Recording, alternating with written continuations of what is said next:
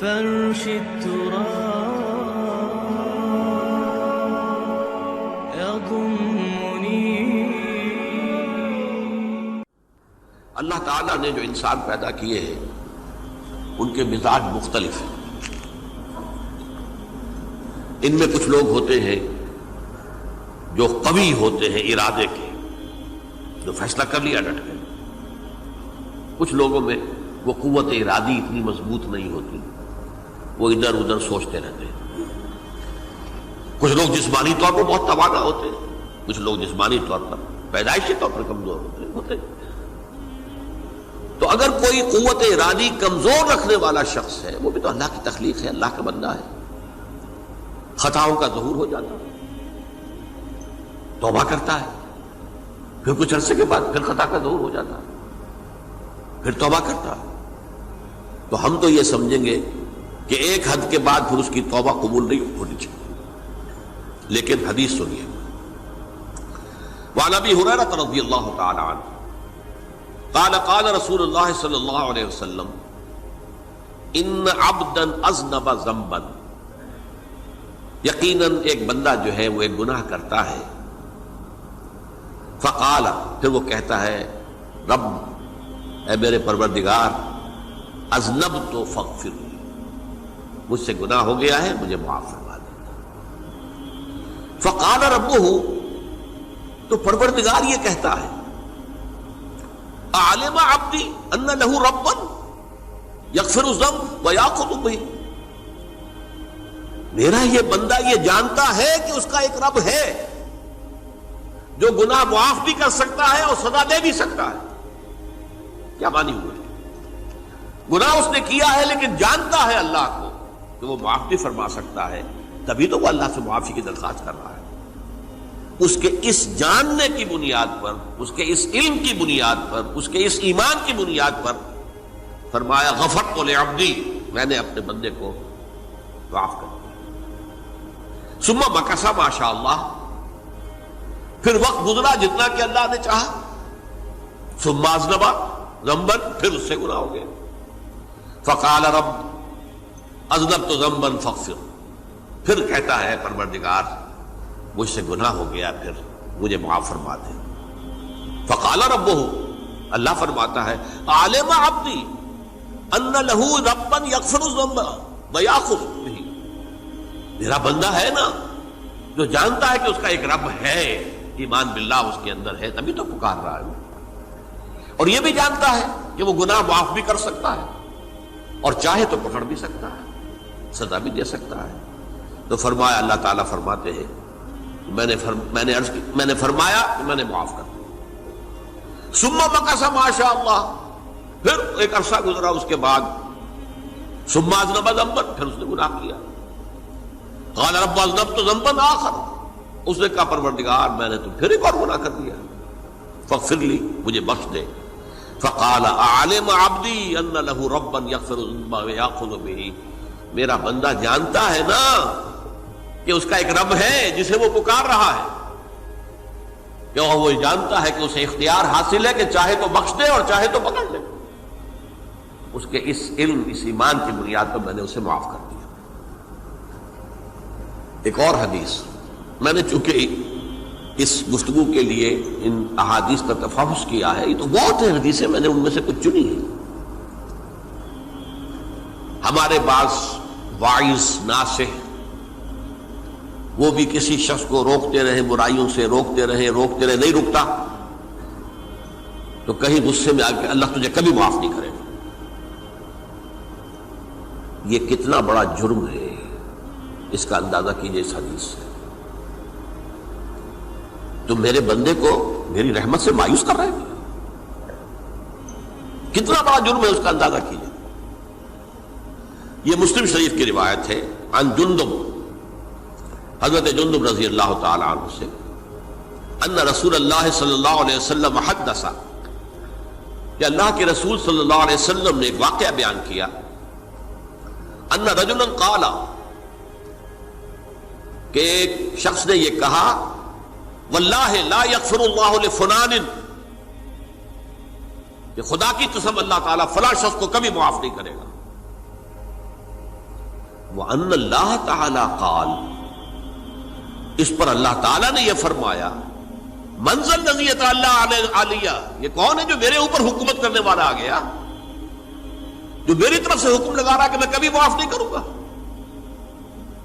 مَنْ ذَا الَّذِي، کون ہے وہ شخص، الَّذِي يَتَعَلَّى عَلَيَّ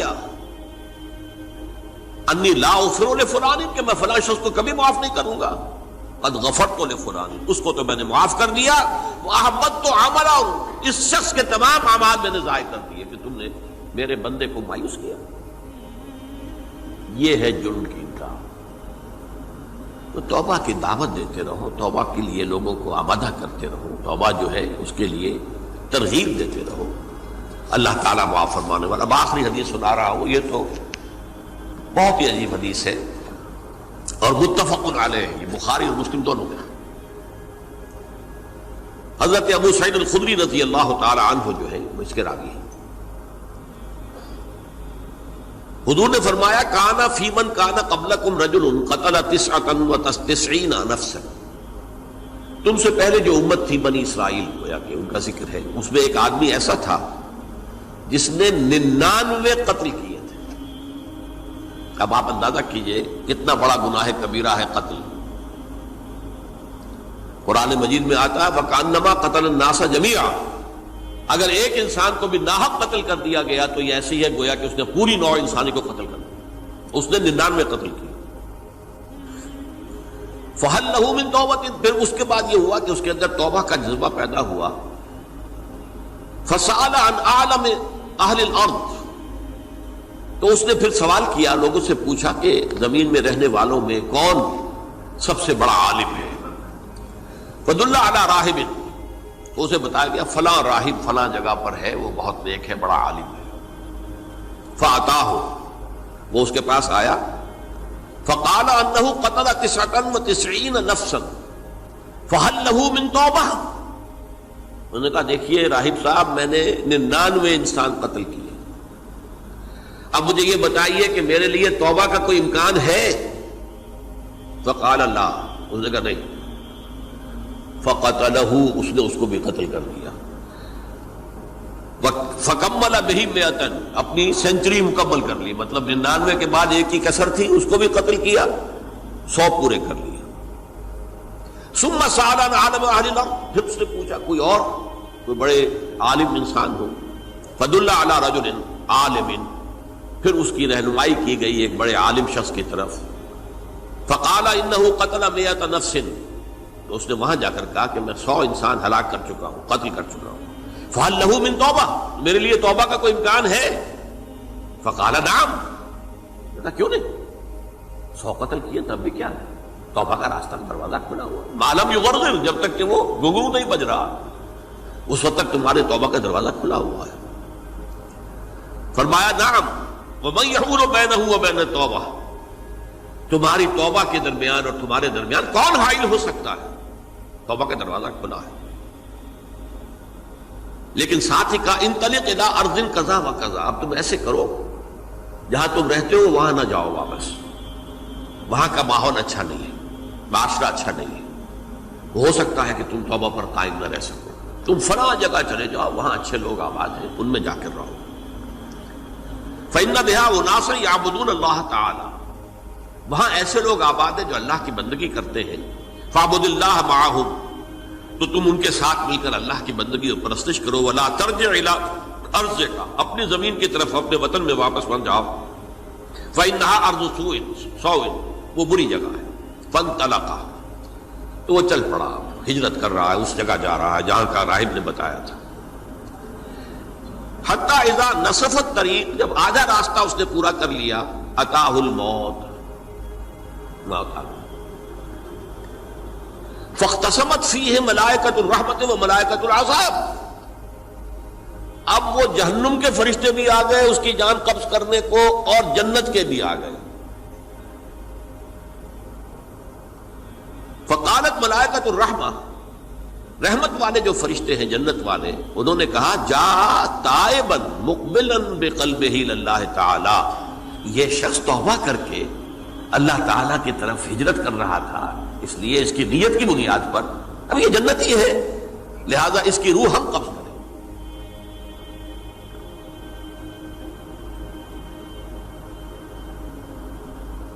وقالت الملائکۃ العذاب، اور وہ جو عذاب والے فرشتے ہیں وہ کہیں گے انہ لم یعمل خیرا قط، تو نے توبہ کے بعد کوئی نیک عمل تو کیا ہی نہیں، تو کس بنیاد پر اس کو تم جنت میں لے جاؤ گے؟ اس کو تو دوزخ میں جانا چاہیے۔ فاتاہ ملک فی صورت آدمی، تو ان کے پاس اللہ نے ایک اور فرشتے کو بھیج دیا آدمی انسانی شکل کے اندر، فجعلوہ بینہم، تو ان فرشتوں نے کہا بھائی ہمارا فیصلہ کرا دو، اس کی روح ہم لینا چاہتے ہیں یا ہم لینا چاہتے ہیں؟ انہیں حکم بنا لیا۔ فقال قیسوا ما بین الارضین فإلی ایتہما کان اقرب، کہ تم فاصلہ ناپ لو جہاں سے وہ چلا ہے اور جہاں جا رہا تھا اور یہاں اس کی موت ہو رہی ہے، تو کون سا فاصلہ زیادہ ہے؟ جب ناپا گیا، بلکہ ایک حدیث میں آتا ہے کہ اس پر اللہ نے زمین کو جو ہے حکم دے دیا، ایک طرف والی زمین تو سکڑ جا، دوسری والی جو ہے تو پھیل جا، تاکہ وہ جو جا رہا تھا وہ زیادہ قریب ہو جائے بنسبت اس کے کہ جہاں سے وہ چلا تھا۔ تو اس فیصلے پر پھر جو فرشتے تھے جو کہ رحمت کے فرشتے تھے وہ اس بندے کو لے گئے جنت کے۔